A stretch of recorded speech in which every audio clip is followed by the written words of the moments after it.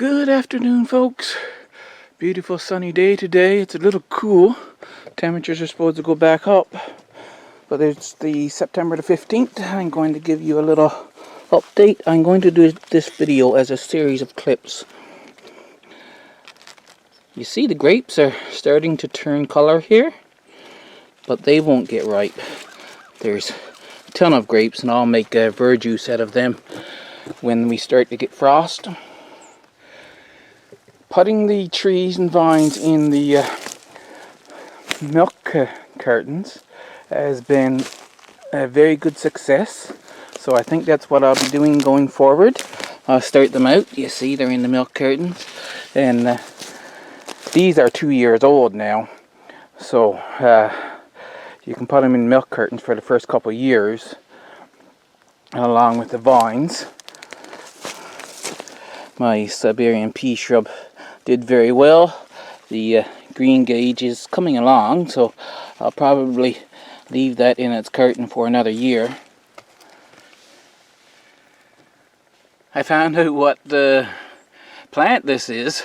You see, when I was looking for it before, I was looking for the tag there, but its base is actually back there. These tomatoes are bush beefsteak. Now I had one down there, he's ripe. And I checked my records according to heat. It's ripened just on time. These monsters over here now, this is brandywine. I have one there, another huge one down there. I'm kind of thinking these here two are actually bush beefsteak. I have to trace the plant vines down.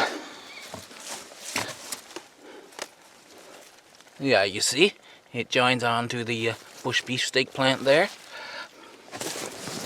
I have some more big brandywines there. And these are yellow pears. Seed for the Copenhagen market cabbage. I need to harvest them right away, because some of them, you see, they're already splitting.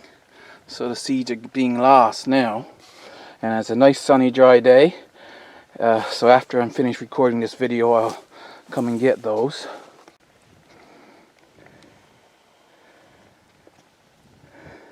Furthest north and Golden Nugget, they have been giving me tomatoes now for over a month. And I come out every day and I pick pretty much a handful of tomatoes between these two plants. And you check this out, the one pepper plant that I did bring out and plant, it's getting ripe. Then it's got this pepper, that one, another bigger one in here. This is a really big one. He's just that shape because he's down on the ground, of course. So I shall be trying to get peppers growing outside next year. Here's another one starting here. A lot of the peas, they succumbed to the hot, dry weather we had midsummer. But the ones that survived are perking up again and starting to produce. So they'll be producing now right till frost. This is the vegetable marrow. I've been pollinating these, even though it's September. Even if I get a little squash, well, it's a little one, right? There's not another squash that I'm trying to get it to put its energy into. I have one squash growing there. This is the first one, so I might get a nice personal size squash out of that one. And then there's another one that I might get a nice 1 mil squash out of.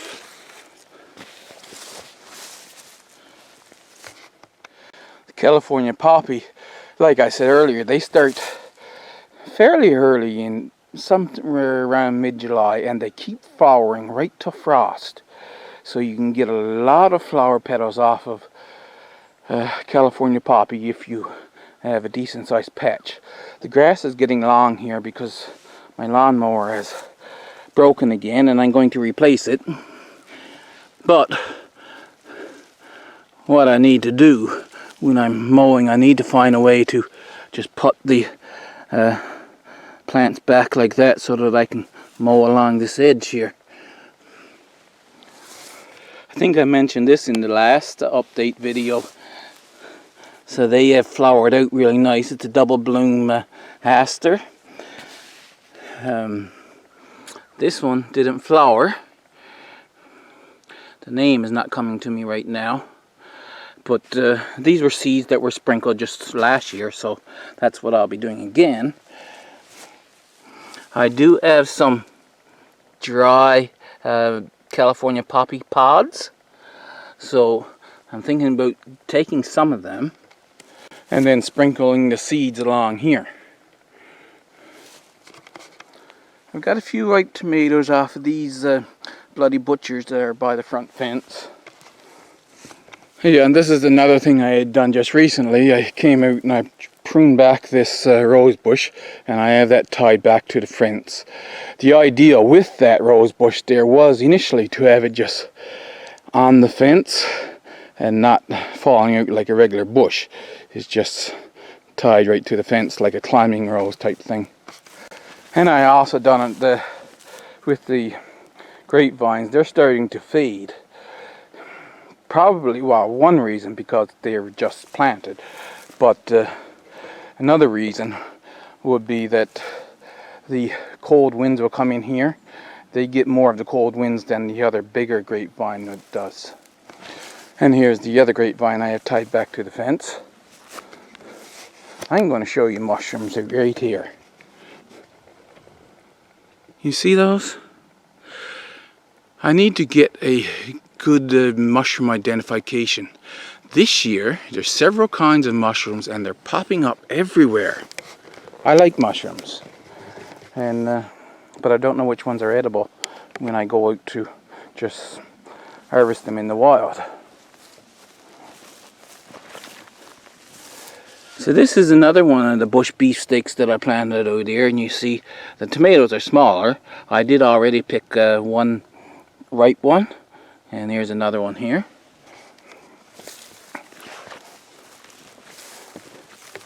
The cucumber vine. He tried, but no, I'm not going to get cucumbers this year.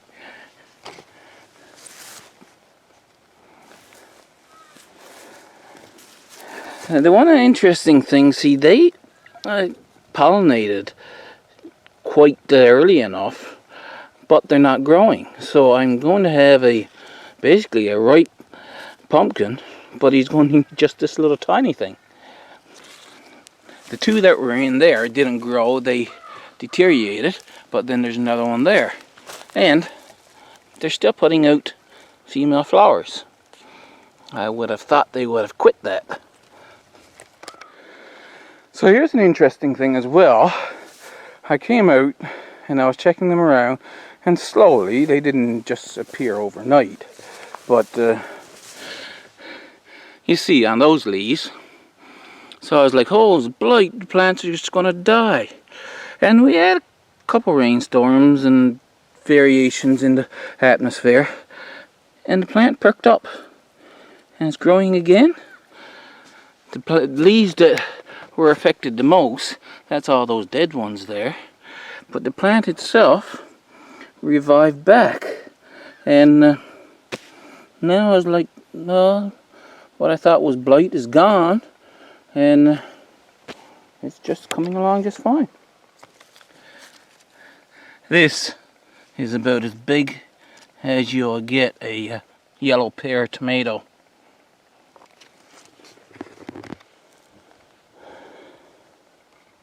Carolina allspice that grew some in the spring, and when the weather got hot and dry it stopped growing. I was wondering if it would grow some now that the weather's cooling down.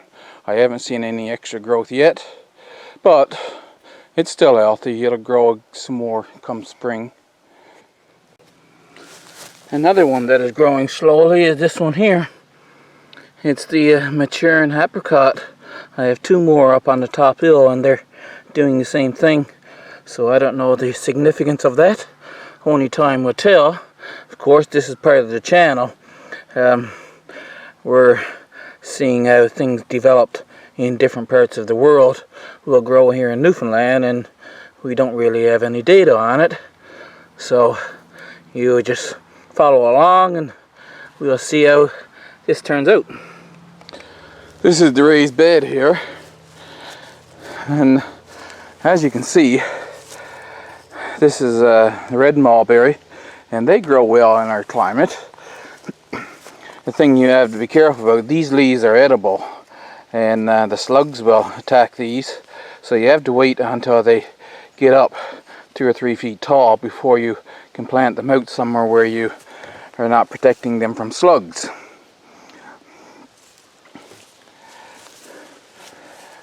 The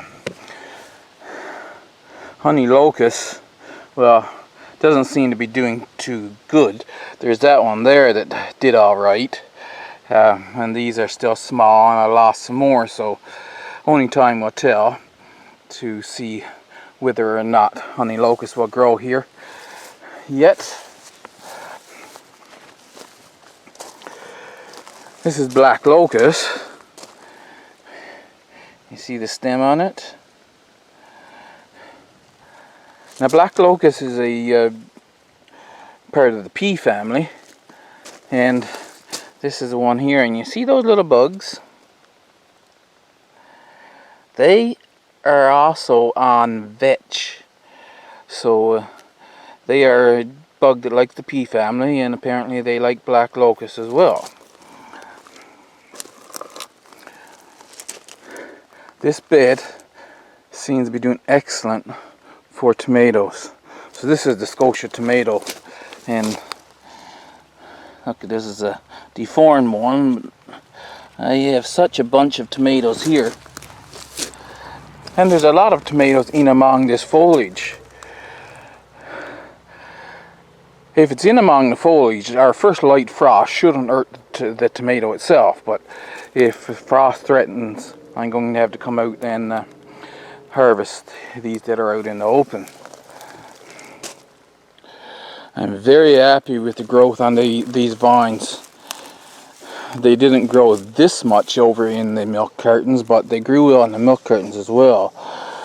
There's nice soft leaves on them, and if they survive our winters well, I have a couple of plans for them. I think I'll be very happy with this vine.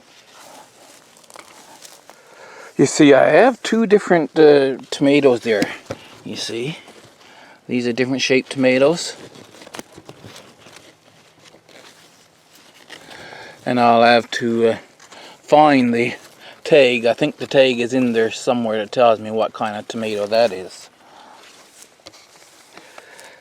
This is the gooseberry plant that I bought. Now, when I put it here initially, it lost all the leaves on the old growth. This is the new growth here. And then over time, it lost most of the leaves on the new growth. But I think it's just where it's getting settled in, because if you look close, all of those little buds, they're live buds, and even right down on the old growth. So it didn't die, it just dropped its leaves, and as the roots are getting settled into the new environment. And I expect next year that would leave out almost full, depending on how well the roots have settled in. And of course, you know about the red currant, black currant, and we were talking in August about this, what is apparently gooseberry. And that branch now is up higher off the ground because I harvested some more gooseberries, and I have 2 liters of gooseberries now. I put them in the freezer to freeze. I figure that they'll be a good little frozen herb treats. And I've got another liter to pick. And this one is smaller just because I wasn't taking care of it enough that I didn't keep the grass and that out away from the base of it. This one, if you remember, I did initially have a compost bin here, and then I had some plantings here last year, so that's why that one grew better. As well as this one.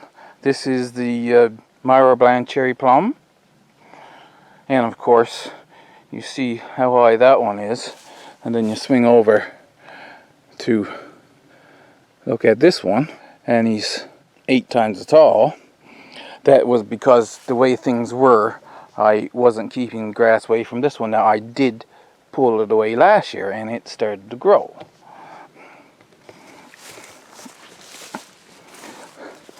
This is a Seaberry here.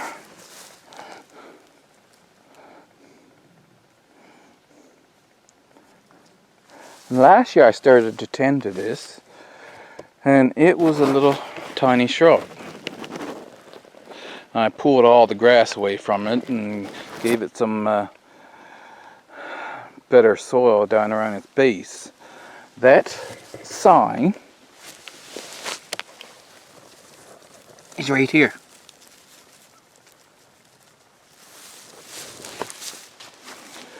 So that was last July. This is how much it has grown in just 2 growing seasons. This one here, this is a Damsen Plum. It's a sucker that I transplanted from up on the first flat. I figured I'd bring it down there. It's more sun and it's closer to the area that I'll be tending to a lot. And so I can give this one more attention to see if I can get it to produce. Because the ones up on the first flat, even though I got one that is getting up there, he's like 8-10 feet tall, and but there's no sign he ever produced. Right now, where that is, we got the gooseberry, Damsen Plum, Rhododendron, and this tree. This is a cherry. It's the rootstock that this plum tree was grafted onto. And I was letting this grow, but it flowered out wonderfully this spring, but not the fruit. It flowered way too early. And so what I'm thinking now is that I'm going to cut this tree down so that the roots will put all its energy into growing this side. And that way, now that the part is coming back, I should be able to get another plum tree grow up right there. And one surviving sugar maple, it's coming along nicely. I've got the vegetation cut down around it. This is a pin cherry. It did have a couple of fruits on it, so that'll be cut down. And this is the golden raspberries. I didn't cut out the old canes that had golden raspberries yet, but I will. This is, it'll look a little bit more wild, right? I'm just keeping the other vegetation down and letting the plants, so that the plants I want to grow, thrive. So all of this grass stuff you see in here, that's not weeds, it's just the other vegetation that I would keep down so that it doesn't choke out the actual growth of the raspberries. I have that path kept here, but see, it's growing up on this side too. And I'll have passed through it so that I can get at all the plants. But it'll be a more wild looking thing.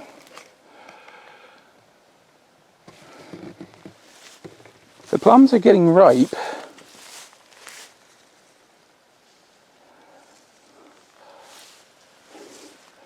But a lot of them are still hard.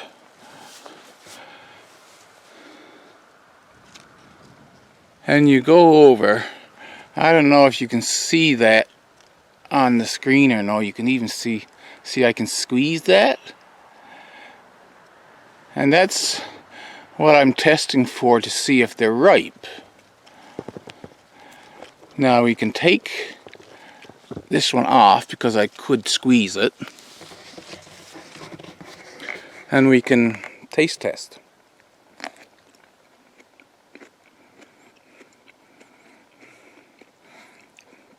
And there's still a little bit of tartness to it. So I'm going to leave them another week, and most of these plums then should be ready. The thing about plums is they can go overripe and then they're not good either. So you have to pick them at the right time. So at the end of next week maybe I'll have all of these plums picked, and then I can start to cut back the tree to cut out all of that black knot. Seed plants for sugar beets. Some of the fruits are turned brown and dry.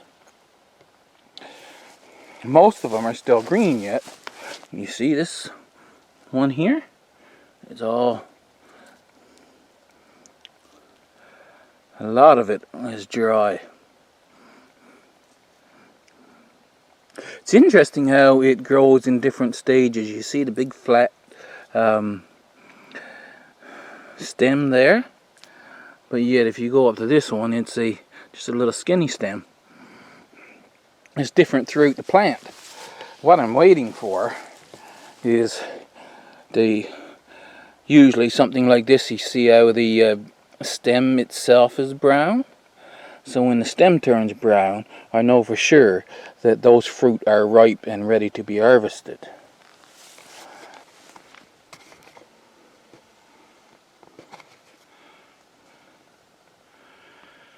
I've just been picking up the apples that are falling, because apples, unlike plums, you can leave them on the tree until you're ready to pick them, and they won't go bad, they won't go way overripe. Of course, when they fall, then they'll start to rot down on the ground. So the ones that fall I'm picking up. The Ida Reds, I got another 10 gallons worth. So I got like 15 gallons of Ida Red already. Like the other C. maxima, I did get a Deals Atlantic Giant to pollinate, but it's not going anywhere. It's not growing. And they are still putting out female flowers. One there. Another one coming on there. Down in here.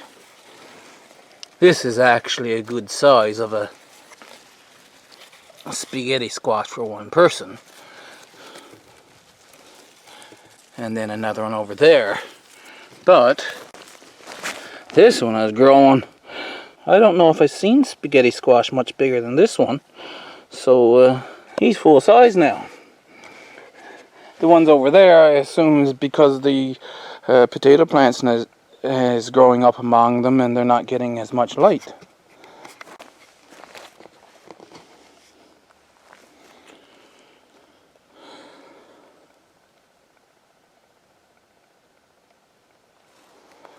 Potatoes are still hanging in there, so it'll be a little bit before I dig them yet.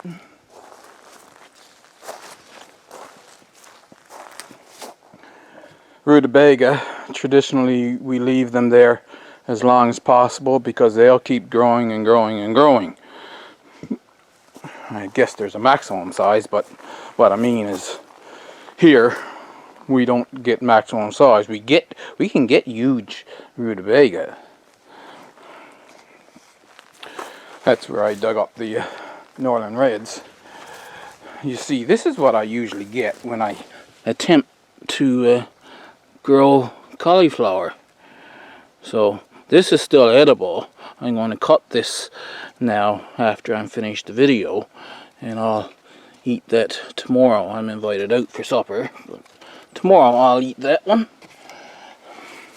There's another little one growing in here, and he's turning brown as well, even though it doesn't get any sun. Oh, I was going to mention the kale which are producing wonderfully this year.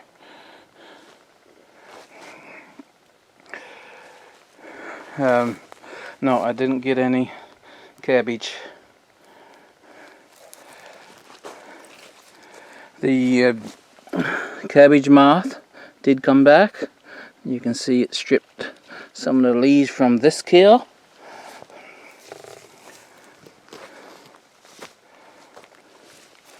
I have some big rather nice zucchini, but I only use the inside flesh of these zucchini, see, so I just let them grow as big as I can, and then I'll process them like I would a pumpkin.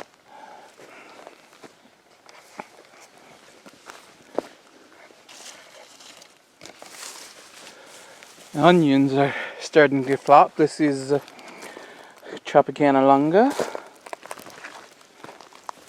but not all of them. And I have, you see the big white one there? And look at the stalk on that. It's not even thinking about falling over.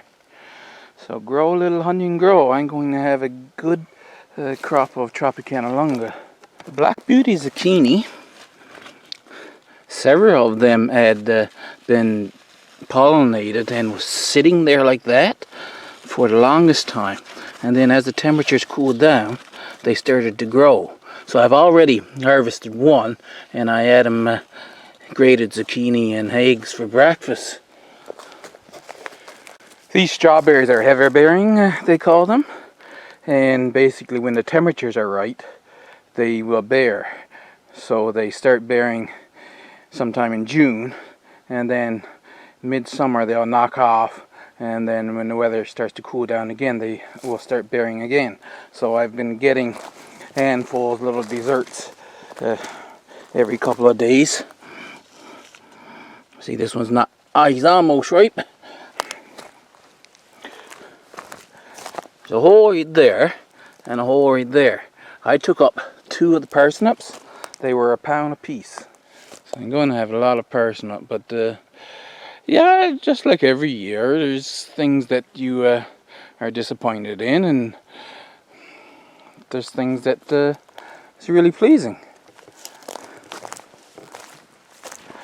Over here, remember the squash that I planted just to see what would happen? The plant has come up, and it is ready to put on flowers, but unless I protect it with a low tunnel, then I won't get anything off it. Now, I think it was this one over here that I was told, oh, you're not going to get anything off of that. The first 2 that I planted didn't come to anything, and then this one has come out, and now he's starting to flower. We'll see what happens. Like I say, no frost for the next 2 weeks, and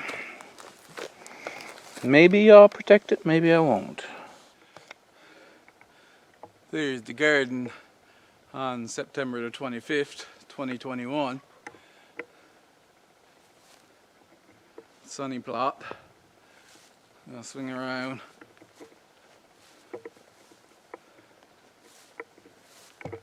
The shady plot.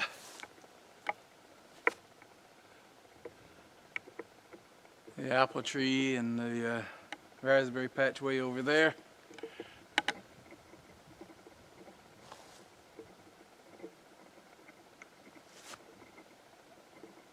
There, I hope you enjoyed it. I hope you'll come back for more. Hit the like button, hit the subscribe button, and I'll see you in the next video.